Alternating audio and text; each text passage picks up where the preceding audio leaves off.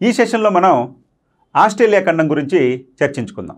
Australia ఖండం అనేది ప్రపంచంలో అతి చిన్న ఖండం, అంతేకాకుండా ద్వీపఖండం. ఇక దక్షిణార్ధగోళంలో విస్తరించినటువంటి 2 ఖండాలలో ఒకటి ఆస్ట్రేలియా ఖండం. మరి రెండో ఖండం తీసుకుంటే అంటార్క్టికా ఖండం. అయితే ఈ ఆస్ట్రేలియా ఖండం యొక్క ఉనికి గురించి, నైసర్గిక స్వరూపాల గురించి, అదేవిధంగా వ్యవసాయం గురించి, శీతోష్ణ పరిస్థితుల గురించి, ఖనిజాల గురించి, రవాణా గురించి మొదలైన విషయాలన్నీ కూడా మనం ఇప్పుడు చర్చించుకుందాం. ఇక ఆస్ట్రేలియా ఖండం అనేది ఖండాలన్నింటిలోకి అతి చిన్న ఖండం. మరి ఖండాలన్నింటిలోకి పెద్ద ఖండం ఏమనుకున్నామండి? ఆసియా ఖండం. మరి అతి చిన్న ఖండం ఏదండి? ఆస్ట్రేలియా ఖండం. అంతేకాకుండా పూర్తిగా దక్షిణార్ధగోళంలో ఉన్నటువంటి ఖండం. ఆస్ట్రేలియా ఖండం యొక్క మరొక ప్రధానమైన అంశం ఏంటంటే ఇది చిన్న ఖండమే కాకుండా పూర్తిగా దక్షిణార్ధగోళంలో ఉన్నటువంటి ఖండం. మరి పూర్తిగా దక్షిణార్ధగోళంలో ఆస్ట్రేలియాతో పాటు మరే ఖండాలైనా ఉన్నాయా అంటే ఉంది. అది అంటార్క్టికా ఖండం.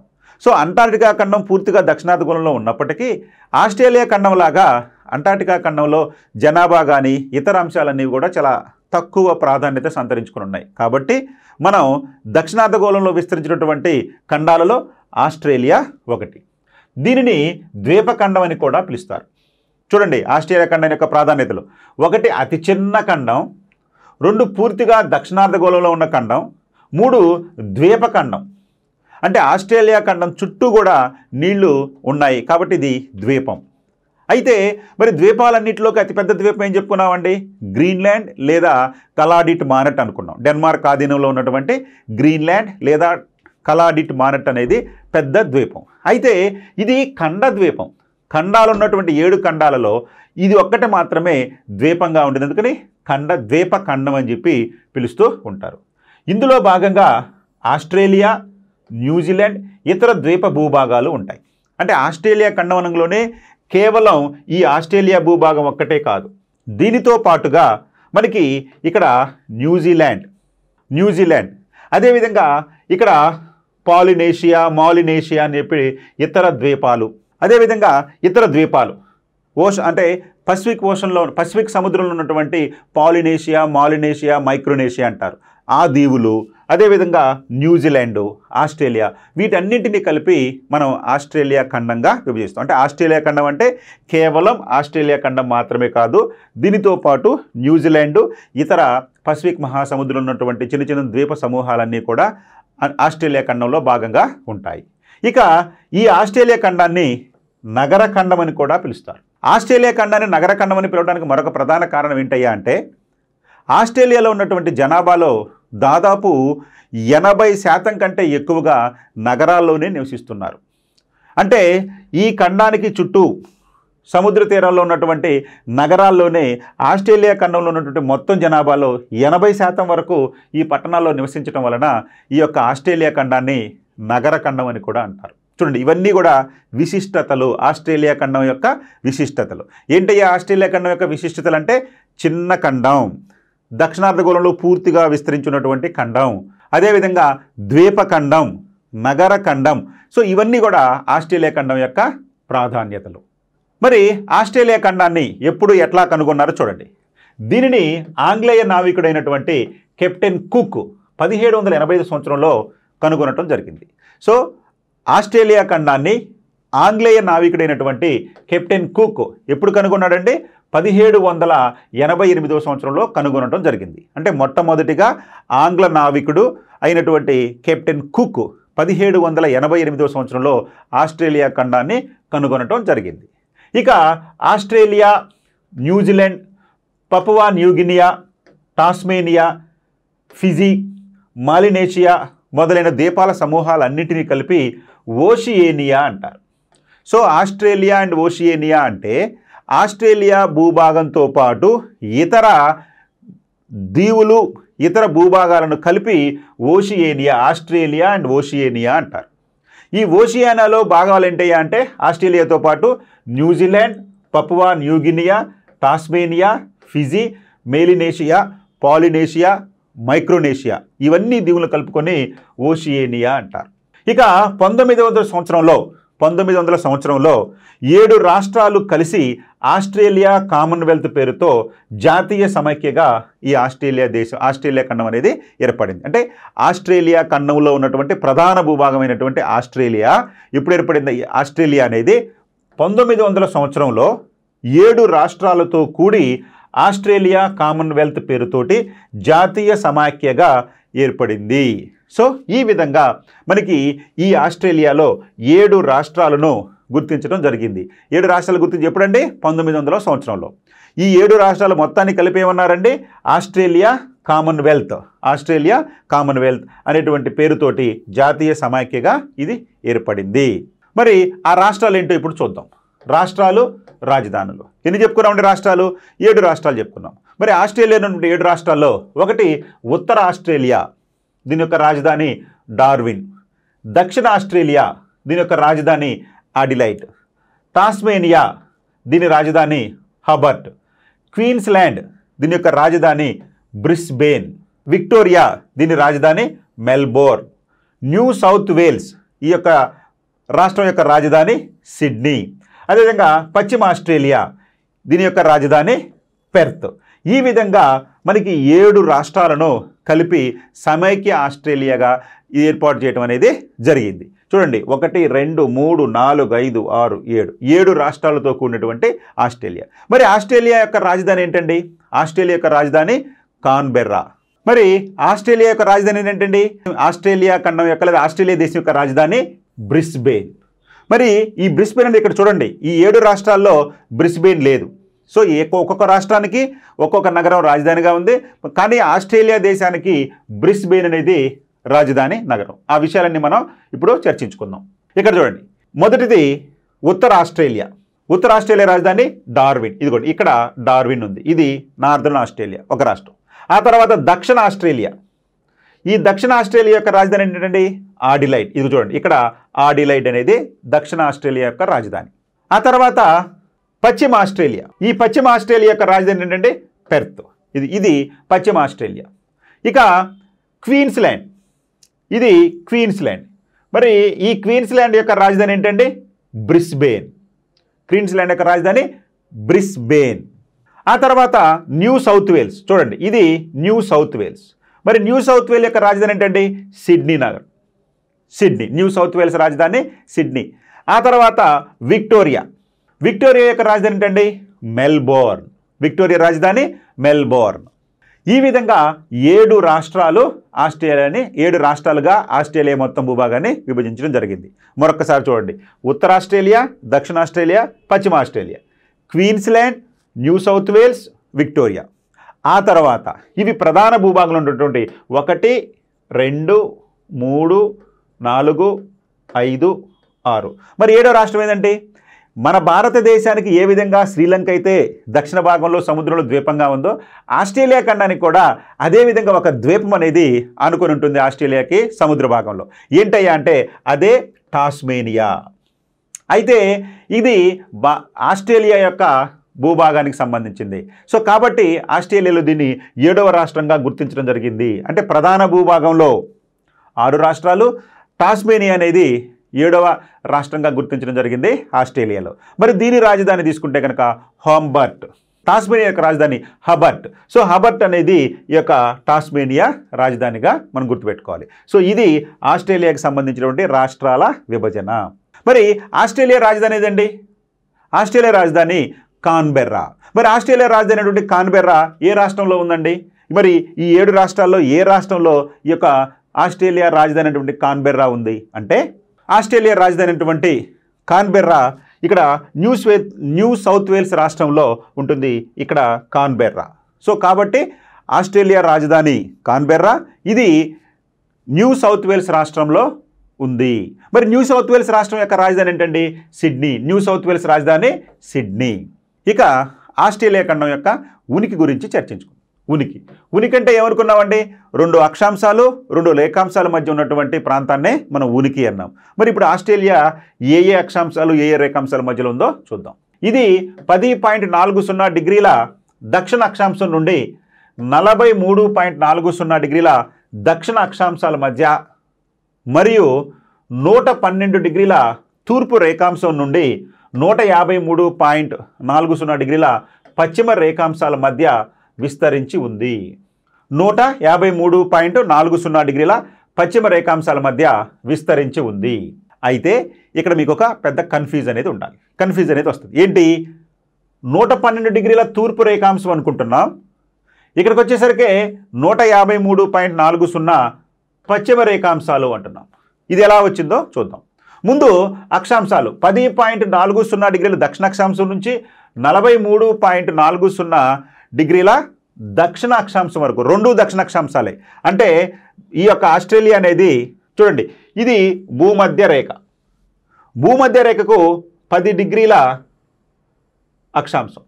అంటే ఇది 10 డిగ్రీ, ఎందుకంటే పపువా న్యూగినియా కూడా దీంట్లో భాగమే కాబట్టి ఇక్కడ 10 డిగ్రీల దగ్గర స్టార్ట్ అయింది. 10 డిగ్రీల దగ్గర స్టార్ట్ ఎక్కడ ఉందండి? దాదాపు 43 డిగ్రీల వరకు. అంటే 10.40 డిగ్రీల దక్షిణ అక్షాంశం నుండి మనకి 43.40 దక్షిణ అక్షాంశాల మధ్య ఈ యొక్క ఆస్ట్రేలియా ఖండం విస్తరించింది. మరి రేఖాంశాల పరంగా తీసుకున్నప్పుడు 112 డిగ్రీల తూర్పు రేఖాంశం నుంచి, అంటే ఇది గ్రీనిచ్ రేఖాంశం అనుకుంటే ఇది 112 డిగ్రీల తూర్పు రేఖ. అంటే గ్రీనిచ్ రేఖాంశానికి తూర్పు నుండి ఎక్కడ స్టార్ట్ అయిందండి? 112 డిగ్రీల దగ్గర స్టార్ట్ అయింది. సో 112 డిగ్రీల తూర్పు రేఖాంశం నుంచి ఈ విధంగా మనకి తూర్పుకు పోయే కొంది, ఆ తర్వాత ఇక్కడ మనకి 180 డిగ్రీ రేఖాంశం వస్తుంది. సో 180 రేఖాంశం వచ్చిన తర్వాత మళ్ళీ ఏ రేఖాంశాలు వస్తాయండి? అటు పశ్చిమ రేఖాంశాలు వస్తాయి. మరి పశ్చిమ రేఖాంశాలు ఎక్కడ వరకు ఉందండి? పశ్చిమ రేఖాంశాల్లో మనకి 153 వరకు ఉంది. ఇక్కడ చూడండి, 153.40. అంటే దాదాపు ఇక్కడ వరకు, ఎందుకంటే దీవులన్నీ కూడా ఉన్నాయి కాబట్టి దీవులతో కలుపుకొని 153.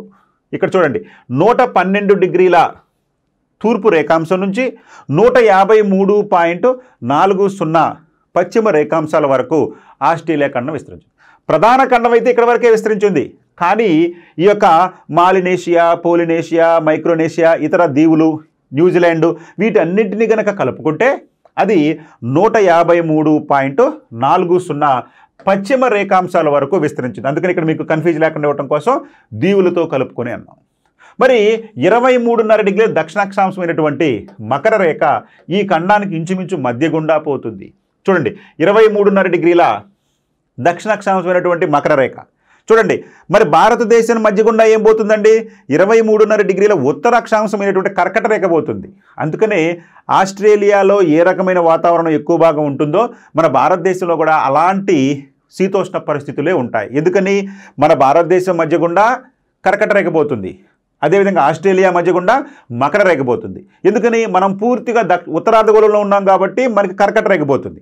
కానీ ఆస్ట్రేలియా పూర్తిగా దక్షిణార్ధగోళంలో ఉంది కాబట్టి ఈ యొక్క మకర రేఖ అనేది ఆస్ట్రేలియా మధ్య గుండా పోతుంది, 23.5 డిగ్రీల దక్షిణాక్షాంశం. ఇకపోతే దీనిని ద్వీపఖండం అని ఆల్రెడీ మనం చెప్పుకున్నాం, ఐలాండ్ కాంటినెంట్ అంటాం. పురాతన ఖండం అని, ఓల్డెస్ట్ కాంటినెంట్ అంటే పురాతన ఖండం. పురాతన ఖండం ఎందుకన్నారు అంటే ఈ ఆస్ట్రేలియా ఖండం అనేది మహా భూభాగమైనటువంటి పాంజియా నుండి విడిపోయిన తర్వాత గోండ్వానా భాగం ఏర్పడుతుంది. ఆ గోండ్వానా భాగంలో ఒకానొక భాగమే మన ఆస్ట్రేలియా ఖండం. కాబట్టి ఖండాలలో అతి పురాతనమైన ఖండంగా మనం ఈ యొక్క ఆస్ట్రేలియా ఖండాన్ని పేర్కొనవచ్చు. అందుకని దీన్ని ఓల్డెస్ట్ కాంటినెంట్ అనేటువంటి పేరుతోటి పిలుస్తారు. దీని మొత్తం విస్తీర్ణం 76,92,024 చదరపు కిలోమీటర్లు. ఇది ప్రపంచ భౌగోళిక విస్తీర్ణంలో సుమారు 5.9%. సో ప్రపంచం మొత్తం భౌగోళిక విస్తీర్ణంలో ఈ ఆస్ట్రేలియా భూభాగం ఎంత శాతం ఆక్రమించిందయ్యా అంటే 5.9%. 5.9% ఈజ్వల్ ఎంతతో సమానమయ్యా అంటే 76,92,024 చదరపు కిలోమీటర్లతోటి సమానం. ఓకే, ఇక ఆస్ట్రేలియా ఖండానికి సంబంధించిన సరిహద్దులు. దీని సరిహద్దులు ఏంటండి? దీనికి ఉత్తరాన అరాపురా సముద్రం, కార్పెంటేరియా సింధు శాఖ, పసిఫిక్ మహాసముద్రం ఉన్నటువంటి కార్పెంటేరియా సింధు శాఖ, ఇవి ఉత్తర సరిహద్దులుగా ఉన్నాయి. ఇక తూర్పున పసిఫిక్ మహాసముద్రం, దక్షిణాన దక్షిణ మహాసముద్రం అంటే దాన్ని అంటార్టికా మహాసముద్రం అంటారు, పశ్చిమాన హిందూ మహాసముద్రాలు సరిహద్దులుగా ఉన్నాయి. ఇక్కడ ఒకసారి చూడండి, ఆస్ట్రేలియా ఖండం యొక్క ఉత్తర భాగన అరాపురా సీ లేదా కేపిఆర్ లేదా అరాపురా సముద్రం, అదేవిధంగా గల్ఫ్ ఆఫ్ కార్పెంటేరియా, కార్పెంటేరియా సింధు శాఖ. ఇవి ఉత్తర భాగంలో ఉన్నాయి. ఇక దక్షిణ భాగంలో తీసుకుంటే మనకి ఈ దక్షిణ భాగంలో దక్షిణ మహాసముద్రం అన్నాము, లేదా అంటార్టికా మహాసముద్రం అన్నాము. దక్షిణ మహాసముద్రం లేదా అంటార్టికా మహాసముద్రం. ఇక తూర్పు వైపును తీసుకుంటే మనకి బంగాళాఖాతం, ఇండియన్ ఓషన్. తూర్పు వైపును తీసుకుంటే హిందూ మహాసముద్రం తూర్పు వైపున ఉంది. ఇక పశ్చిమ వైపు తీసుకుంటే ఆస్ట్రేలియా ఖండం పశ్చిమ వైపున మనకి హిందూ మహాసముద్రం ఉంది. సో పశ్చిమ వైపున వచ్చేసి హిందూ మహాసముద్రం ఉంది, పశ్చిమాన హిందూ మహాసముద్రం ఉంది. అదేవిధంగా తూర్పును తీసుకున్నాం అనుకోండి, తూర్పున పసిఫిక్ మహాసముద్రం ఉంది. అంటే పసిఫిక్ మహాసముద్రం తూర్పున ఉంది, తూర్పున వచ్చేసి పసిఫిక్ మహాసముద్రం. ఈ విధంగా ఆస్ట్రేలియా ఖండానికి సరిహద్దులు ఉన్నాయి. ఉత్తరంలో తీసుకుంటే అరాపురా లేదా కార్పెంటేరియా సింధు శాఖ, పశ్చిమాన తీసుకుంటే హిందూ మహాసముద్రం, దక్షిణాన తీసుకుంటే దక్షిణ మహాసముద్రం లేదా అంటార్టికా మహాసముద్రం, తూర్పును తీసుకుంటే పసిఫిక్ మహాసముద్రాలు ఆస్ట్రేలియా ఖండానికి సరిహద్దులుగా ఉన్నాయి. ఇక ఆస్ట్రేలియా ఖండం యొక్క నైసర్గిక స్వరూపాలు. ఆస్ట్రేలియా ఖండం యొక్క నైసర్గిక స్వరూపాలు. ఆస్ట్రేలియాను నైసర్గిక పరంగా 3 భాగాలుగా విభజించవచ్చు. నైసర్గిక పరంగా 3 భాగాలుగా విభజించవచ్చు. 1 పశ్చిమ పీఠభూమి, 2 తూర్పు ఉన్నత భూములు, 3 మధ్య పల్లపు భూములు. ఈ విధంగా ఆస్ట్రేలియా ఖండాన్ని 3 భాగాలుగా వర్గీకరించవచ్చు. మొదటిది పశ్చిమ ఉన్నత భూములు, వెస్ట్రన్ హైలాండ్స్ అంటాం. పశ్చిమ భాగంలో ఎత్తైనటువంటి ఉన్నత భూములు ఉన్నాయి. పశ్చిమ పీఠభూమి లేదా పశ్చిమ ఉన్నత భూములు, వెస్ట్రన్ ప్లాట్యూ అన్నాం. ఆ తర్వాత తూర్పున పర్వత ప్రాంతాలు, తూర్పున ఉన్నటువంటి ఉన్నత భూములు లేదా పర్వత ప్రాంతాలు. చూడండి, ఈ తూర్పున ఆస్ట్రేలియా ఖండానికి తూర్పున the great dividing ranges mountains ఉంటాయి. సో ఎట్లాగైతే మన భారతదేశానికి ఉత్తర భాగంలో హిమాలయ పర్వతాలు తూర్పు పడమరలుగా మన సరిహద్దులుగా విస్తరించున్నాయో, అలా ఆస్ట్రేలియా ఖండానికి తూర్పు సరిహద్దులో, మన భారతదేశానికి ఉత్తర సరిహద్దులో హిమాలయ పర్వతాలు ఎట్లాగైతే సరిహద్దులుగా ఉన్నాయో, మన ఆస్ట్రేలియా ఖండానికి తూర్పు భాగంలో ఈ యొక్క గ్రేట్ డివైడింగ్ రేంజ్ పర్వతాలు ఉన్నాయి. ఉత్తర దక్షిణాలుగా మన భారతదేశానికి తూర్పు పడమరలుగా హిమాలయ పర్వతాలు ఉత్తరంగా ఉంటే, ఆస్ట్రేలియా ఖండానికి ఉత్తర దక్షిణాలుగా తూర్పు భాగంలో ఈ గ్రేట్ డివైడింగ్ రేంజ్ పర్వతాలు ఉన్నాయి. ఈ రెండింటికి మధ్యలో పల్లపు భూములు ఉన్నాయి. మధ్యలో ఉన్నాయండి మధ్య పల్లపు భూములు ఉన్నాయి. ఈ విధంగా ఆస్ట్రేలియా ఖండాన్ని నైసర్గిక పరంగా పశ్చిమ పీఠభూమి ప్రాంతం, తూర్పు పర్వత ప్రాంతాలు, మధ్య పల్లపు భూములు అని 3 రకాలుగా విభజించవచ్చు. సో మొదటిది పశ్చిమ పీఠభూమి ప్రాంతం. ఇది ఖండానికి పశ్చిమ భాగంలో విస్తరించి ఉంది, తూర్పుకు వెళ్ళే కొద్దీ పల్లపు ప్రాంతంగా మారుతుంది.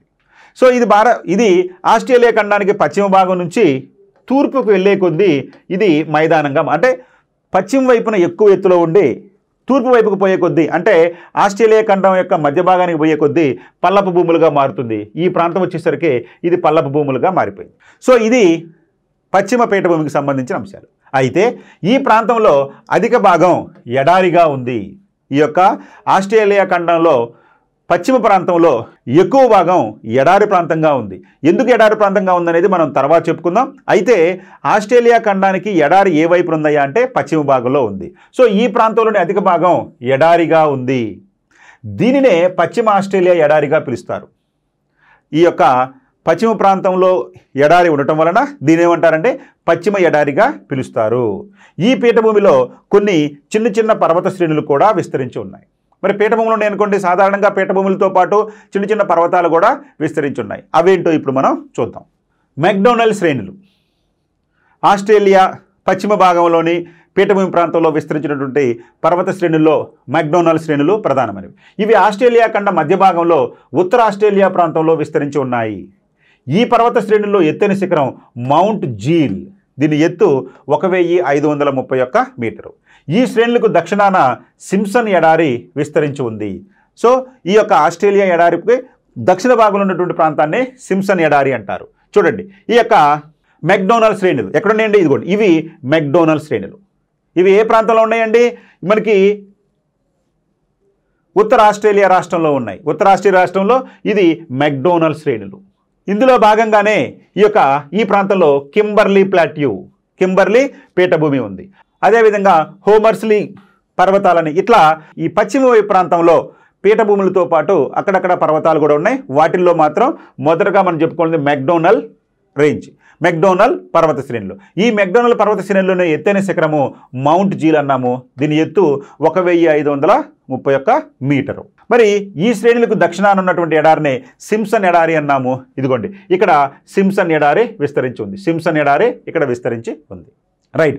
మరికొన్ని పర్వత శ్రేణులు చూడండి. పశ్చిమ ఆస్ట్రేలియా పీఠభూమిలో విస్తరించినటువంటి మరికొన్ని పర్వతాల్లో పీటర్ మాస్ శ్రేణులు, మస్గ్రేవ్ శ్రేణులు ఇవి మెక్డోనల్ శ్రేణులకు దక్షిణాన గల శ్రేణులు. పీటర్ మాస్ శ్రేణులు, మస్గ్రేవ్ శ్రేణులకు మధ్యలో అమేడియన్ సరస్సు, నీలే సరస్సులు విస్తరించి ఉన్నాయి. సో ఈ పీటర్ మాస్ శ్రేణులు, మస్గ్రేవ్ శ్రేణులకు మధ్యలో అమేడియన్ సరస్సు మరియు నీలే సరస్సులు విస్తరించి ఉన్నాయి. ఈ పీటర్ మాస్ శ్రేణుల్లో ఎత్తైన శిఖరం మౌంట్ విస్హాయ్. మాస్ శ్రేణుల్లో ఎత్తైన శిఖరం వచ్చేసి మౌంట్ విస్హాయ్. దీని ఎత్తు 1231 మీటరు. అదేవిధంగా అయర్స్ రాక్ అనేటువంటి ఏకాంత కొండ, దాని ఇన్సెల్బర్గ్, ప్రపంచంలోకే ప్రసిద్ధి చెందినటువంటి ఇన్సెల్బర్గ్ లేదా ఏకాంత కొండ ఆస్ట్రేలియాలో ఉంది. అదే దాన్ని ఏమన్నారంటే అయర్స్ రాక్ అన్నారు. ఈ పీటర్ మాస్ శ్రేణుల్లోనే విస్తరించి ఉంది. సో ప్రపంచ ప్రసిద్ధి చెందినటువంటి అయర్స్ రాక్, దాన్ని ఇన్సెల్బర్గ్ అన్నాము. ఇన్సెల్బర్గ్ అనేది ప్రపంచ ప్రసిద్ధి చెందినటువంటి ఇన్సెల్బర్గ్ ఏ పర్వత శ్రేణుల్లో ఉంది ఆస్ట్రేలియాలో అంటే మనకి ఈ యొక్క పీటర్ మాస్ శ్రేణుల్లో విస్తరించి ఉన్నాయి. మరి పీటర్ మాస్ శ్రేణులు ఎక్కడ ఉన్నాయా అంటే ఈ యొక్క మెక్డోనల్ శ్రేణులకు దక్షిణ భాగంలో ఉన్నాయి. సో కాబట్టి పీటర్ మాస్ శ్రేణులు, మస్గ్రేవ్ శ్రేణులు ఇది మధ్యలో అమేడియన్ సరస్సు ఉంది. అదేవిధంగా నీలే సరస్సులు కూడా ఉన్నాయి. సో ఈ రెండు శ్రేణులు పీటర్ మాస్ శ్రేణులు, మస్గ్రేవ్ శ్రేణులు ఎక్కడున్నాయి అంటే మెక్డోనల్ శ్రేణులకు దక్షిణంగా ఉన్నాయి. సో ఇక్కడ మన పటంలో చూస్తే చూడండి, ఇక్కడ సింప్సన్ ఎడారి మెక్డోనల్ శ్రేణులకు దక్షిణ భాగంలో ఈ యొక్క సింప్సన్ ఎడారి అనుకున్నాము. ఇది సింప్సన్ ఎడారి ప్రాంతం. ఈ సింప్సన్ ఎడారికి దాటిన తర్వాత దానికి దక్షిణ భాగంలో ఈ యొక్క పీటర్ మాస్ శ్రేణులు, మస్గ్రేవ్ శ్రేణులు అనేవి విస్తరించున్నాయి. ఈ పీటర్ మాస్ శ్రేణులు, మస్గ్రేవ్ శ్రేణులకు మధ్యలోనే ఇదిగోండి ఇవన్నీ కూడా సరస్సులు విస్తరించి ఉన్నాయి. ఏంటంటే ఆ సరస్సులు, ఒకటి అమేడియన్ సరస్సు, రెండు నీలే సరస్సులు విస్తరించి ఉన్నాయి. ఈ పీటర్ మాస్ సరస్సుల్లో ఎత్తైనటువంటి శిఖరం తీసుకుంటే కనుక మౌంట్ విస్హాయ్ అనేటువంటి శిఖరం, దీని ఎత్తు 1231 మీటరు. ఈ యొక్క పీటర్ మాస్ శ్రేణుల్లోనే ఈ యొక్క ప్రపంచ ప్రసిద్ధి చెందినటువంటి అయర్స్ రాక్, దీన్ని ఇన్సెల్బర్గ్ అంటాం. అయర్స్ రాక్ అనేది విస్తరించి ఉంది. ఇది ఎక్కడుందండి అంటే మనకి పీటర్ మాస్ శ్రేణుల్లో విస్తరించి ఉంది. మరి ఈ అయర్స్ రాక్ను స్థానికంగా ఆస్ట్రేలియాని పిలుస్తారంటే ఊలురు అని చెప్పి పిలుస్తారు. సో ఇన్సెల్బర్గ్ అయినటువంటి ఈ అయర్స్ రాక్ను ఆస్ట్రేలియాలో ఏమని పిలుస్తారంటే ఊలురు అని చెప్పి పిలుస్తారు. ఇక పీటర్ మాస్ శ్రేణులకు దక్షిణాన గ్రేట్ విక్టోరియా ఎడారి ఉంది. ఈ పీటర్ మాస్ శ్రేణులకు దక్షిణాన గ్రేట్ విక్టోరియా ఎడారి ఉంది. ఈ పీటర్ మాస్ శ్రేణులు తూర్పు భాగాన మస్గ్రేవ్ శ్రేణులు ఉన్నాయి. సో పీటర్ మాస్ శ్రేణులకు తూర్పు భాగంలో మస్గ్రేవ్ శ్రేణులు ఉన్నాయి. అదే పీటర్ మాస్ శ్రేణులకు దక్షిణంగా గ్రేట్ విక్టోరియా ఎడారి విస్తరించి ఉంది. చూడండి ఎక్కడుందో గ్రేట్ విక్టోరియా. ఇక్కడ గ్రేట్ విక్టోరియన్ డిజర్ట్, ఇది గ్రేట్ విక్టోరియన్ డిజర్ట్. సింప్సన్ ఎడారి, ఇది సింప్సన్ డిజర్ట్, ఇది గ్రేట్ విక్టోరియన్ డిజర్ట్. ఇవన్నీ ఎందుట్లో భాగాలండి? వెస్టర్న్ ఆస్ట్రేలియా డిజర్ట్లో భాగాలు. అంటే పశ్చిమ ఆస్ట్రేలియా ఎడారిలో చిన్న చిన్న భాగాలు ఉన్నాయి. వాటిల్లో సింప్సన్ ఎడారి ఒకటి, విక్టోరియా ఎడారి ఒకటి. ఓకేనండి. ఇదిగో ఇక్కడ సింప్సన్ ఎడారి ఉంది, ఇక్కడ గ్రేట్ విక్టోరియన్ ఎడారి ఉంది. రైట్. మరికొన్ని పర్వతాలు చూద్దాం. హమెర్స్లీ శ్రేణులు ఇవి ఆస్ట్రేలియా పశ్చిమ భాగాన గల శ్రేణులు. హమెర్స్లీ శ్రేణులు ఆస్ట్రేలియా పశ్చిమ భాగాన ఉన్నటువంటి శ్రేణులు. వీటిలో ఎత్తైన శిఖరం మెహర్రీ శిఖరం, దీని ఎత్తు 1250 మీటర్లు. మెహర్స్లీ శ్రేణులకు, మెక్డోనల్ శ్రేణులకు మధ్యలో గిబ్సన్ ఎడారి విస్తరించి ఉంది. గిబ్సన్ ఎడారి, ఇప్పటివరకు మనం సింప్సన్ ఎడారి చెప్పుకున్నాము, విక్టోరియా ఎడారి చెప్పుకున్నాము. మరొకటి గిబ్సన్ ఎడారి. ఈ గిబ్సన్ ఎడారి ఎక్కడుందండి? హమెర్స్లీ శ్రేణులకు, మెక్డోనల్ శ్రేణులకు మధ్యలో విస్తరించి ఉంది. ఈ హమెర్స్లీ శ్రేణులకు, కింబర్లీ శ్రేణులకు మధ్య గ్రేట్ శాండీ డిజర్ట్ ఉంది. మరొకటి Great Sandy Desert. Great Sandy Desert ఎక్కడ ఉందండి? అది హమెర్స్లీ శ్రేణులకు, కింబర్లీ శ్రేణులకు మధ్యలో ఉంది ఈ యొక్క శాండీ డిజర్ట్. హమెర్స్లీ శ్రేణులు చూడండి, ఇవి హమెర్స్లీ శ్రేణులు. మెక్డోనల్ శ్రేణులు ఎక్కడ ఉన్నాయండి? ఇక్కడ మెక్డోనల్ శ్రేణులు ఇక్కడ ఉన్నాయి, మెక్డోనల్ శ్రేణులు ఇక్కడ ఉన్నాయి. సో మెక్డోనల్ శ్రేణులకు, హమెర్స్లీ శ్రేణులకు మధ్యలో ఏమున్నాయండి? ఈ యొక్క మెక్డోనల్ శ్రేణులకు, హమెర్స్లీ శ్రేణులకు మధ్యలో మనకి ఇక్కడ ఉండేది ఏంటండి? ఏ డిజర్ట్ ఉందండి? గిబ్సన్ ఎడారి. గిబ్సన్ ఎడారి లేదా గిబ్సన్ డిజర్ట్ అనేది విస్తరించి ఉంది. చూడండి మరికొన్ని పర్వత శ్రేణుల్లో ఇక్కడ డార్లింగ్ రేంజెస్ ఉన్నాయి. ఇది గ్రేట్ విక్టోరియా ఎడారి, ఇది గిబ్సన్ ఎడారి. మరి వచ్చింది ఇక్కడ వచ్చి మళ్ళీ చూడండి, కింబర్లీ శ్రేణులు. ఈ కింబర్లీ శ్రేణులు ఎట్లా ఉన్నాయండి? ఈ కింబర్లీ శ్రేణులు ఇవి ఆస్ట్రేలియా వాయు విభాగంలో గల అవశిష్ట పర్వతాలు. కింబర్లీ శ్రేణులు ఆస్ట్రేలియా వాయు విభాగంలో గల అవశిష్ట పర్వతాలు. కింబర్లీ శ్రేణులకు తూర్పు వైపున ఆర్గైల్ సరస్సు ఉంది. కింబర్లీ శ్రేణులకు తూర్పు వైపున ఆర్గైల్ సరస్సు ఉంది. ఈ కింబర్లీ శ్రేణులకు, మెక్డొనాల్డ్ శ్రేణులకు మరియు బర్క్లీ టేబుల్ ల్యాండ్కు మధ్యలో ఉన్నటువంటి దాన్నే తానామీ ఎడారి అంటారు. సో తానామీ ఎడారి ఎక్కడ ఉందండి? కింబర్లీ శ్రేణులకు, మెక్డొనాల్డ్ శ్రేణులకు మరియు బర్క్లీ టేబుల్ ల్యాండ్కు మధ్యలో ఉన్నటువంటి ఈ యొక్క ఎడారినే ఏమన్నామంటే తానామీ ఎడారి అన్నారు. సో తానామీ ఎడారి అనేది ఎక్కడుందయ్యా అంటే కింబర్లీ శ్రేణులకు, మెక్డొనాల్డ్ శ్రేణులకు మరియు బర్క్లీ టేబుల్ ల్యాండ్కు మధ్యలో ఈ యొక్క తానామీ ఎడారి విస్తరించి ఉంది. చూడండి, కింబర్లీ ఎడార్లు తీసుకుంటే కనుక ఇక్కడ ఉంది. ఇది కింబర్లీ ప్లాట్యూ. ఇది కింబర్లీ ప్లాట్యూ అంటే కింబర్లీ పీఠభూమి. ఈ కింబర్లీ పీఠభూమి వాయు విభాగం అనుకున్నావుగా, ఎక్కడ ఉందంటే ఆస్ట్రేలియాకి వాయు విభాగంలో ఇక్కడ కింబర్లీ పర్వతాలు అనేవి ఉన్నాయి. ఈ కింబర్లీ పర్వతాలకు పక్కనే ఇంకోటి ఏముందండి? సరస్సు ఆర్గైల్ సరస్సు ఉంది. కింబర్లీ శ్రేణులకు తూర్పుగా ఆర్గైల్ సరస్సు ఉంది. ఈ కింబర్లీ పర్వతాలు ఈ విధంగా కింబర్లీ పర్వతాలు ఉన్నాయి, వాటికి తూర్పున ఈ ఆర్గైల్ సరస్సు అనేది ఉంది. సో ఈ విధంగా మనకి కింబర్లీ పర్వతాలు, అదేవిధంగా కింబర్లీ పీఠభూమి, ఆర్గైల్ సరస్సు, అదేవిధంగా ఇక్కడ చూస్తే కనుక గ్రేట్ శాండీ డిజర్ట్. ఇక్కడ మనం చూసుకున్నాం అనుకోండి, మనకి మార్సెల్లీ రేంజెస్, మార్సెల్లీ శిఖరాలు, అదేవిధంగా డార్లింగ్ రేంజ్ శిఖరాలు, డార్లింగ్ రేంజ్ పర్వతాలు, ఇవన్నీ కూడా ఆస్ట్రేలియా యొక్క పశ్చిమ పీఠభూమి ప్రాంతంలో విస్తరించినటువంటి వివిధ రకాలైనటువంటి పర్వత శ్రేణులు. ఇక తూర్పు ఉన్నత భూములు. ఇప్పటివరకు మనం ఏం చేసామండి? ఆస్ట్రేలియా ఖండంలో పశ్చిమ భాగంలో ఉన్నటువంటి వివిధ రకాలైనటువంటి పర్వతాల గురించి, పీఠభూముల గురించి, అదేవిధంగా ఎడారుల గురించి చెప్పుకున్నాం. గిబ్సన్ ఎడారి గురించి చెప్పుకున్నాం, విక్టోరియా ఎడారి గురించి చెప్పుకున్నాం, సింప్సన్ ఎడారి గురించి చెప్పుకున్నాం. మొత్తంగా కలిపితే వెస్టర్న్ ఆస్ట్రేలియా ఎడారి అని చెప్పి అనుకున్నాం. ఆ తర్వాత మనకి వివిధ రకాలైనటువంటి పర్వతాల గురించి కూడా చెప్పుకున్నాం. ఇక తూర్పు వైపుకు వద్దాం. తూర్పు ఉన్నత భూములు. తూర్పు వైపు ఉన్నటువంటి నైసర్గిక స్వరూపాన్ని ఏ విధంగా విభజించామండి? తూర్పు ఉన్నత భూములు అన్నాం. మరి ఈ తూర్పు ఉన్నత భూముల్లో ఇవి ఆస్ట్రేలియా ఉత్తరాన గల కేప్ యార్క్ ద్వీపకల్పం నుండి దక్షిణాన గల టాస్మేనియా ద్వీపం వరకు సుమారు 3500 కిలోమీటర్ల పొడవున తూర్పు తీరంలో విస్తరించి ఉన్నాయి. మనం ఇందాక చెప్పుకుంటూ మన భారతదేశంలోని హిమాలయ పర్వతాలకి కంపారిజన్ చేసుకున్నాం. మన భారతదేశంలో హిమాలయ పర్వతాలు భారతదేశానికి ఉత్తరంగా తూర్పు పడమరలుగా సుమారు 2700 కిలోమీటర్ల పొడవున విస్తరిస్తే, ఇవి అంటే ఆస్ట్రేలియాలో ఈ యొక్క తూర్పు ఉన్నత భూములు అనేవి ఎక్కడి నుంచి అండి? ఈ యొక్క కేప్ యార్క్ నుండి దాదాపు 3500 కిలోమీటర్ల చొప్పున 3500 కిలోమీటర్ల వరకు టాస్మేనియా ద్వీపం వరకు ఇవి ఆస్ట్రేలియా ఖండానికి తూర్పున విస్తరించి ఉన్నాయి. అందుకనే వీటిని ఏమన్నారంటే తూర్పు ఉన్నత భూములు అన్నారు. వీటిని గ్రేట్ డివైడింగ్ రేంజెస్ శ్రేణులు అని కూడా అంటారు. ఈ యొక్క తూర్పు ఉన్నత భూములకి లేదా తూర్పు పర్వతాలకు మరొక పేరేంటయ్యా అంటే గ్రేట్ డివైడింగ్ శ్రేణులు అనుకుంటాం. ఇవి ఎలాంటి పర్వతాలండి? పురాతన ముడత పర్వతాలు. మరి మన హిమాలయాలు నవీన ముడత పర్వతాలు అయితే, ఆస్ట్రేలియాలో తూర్పు భాగంలో ఉన్నటువంటి ఈ ముడత పర్వతాలు పురాతన ముడత పర్వతాలు, the old fold mountains. So ఈ విధంగా మనకి ఆస్ట్రేలియా ఖండంలో తూర్పు భాగంలో ఈ యొక్క ముడత పర్వతాలు అనేవి విస్తరించి ఉన్నాయి.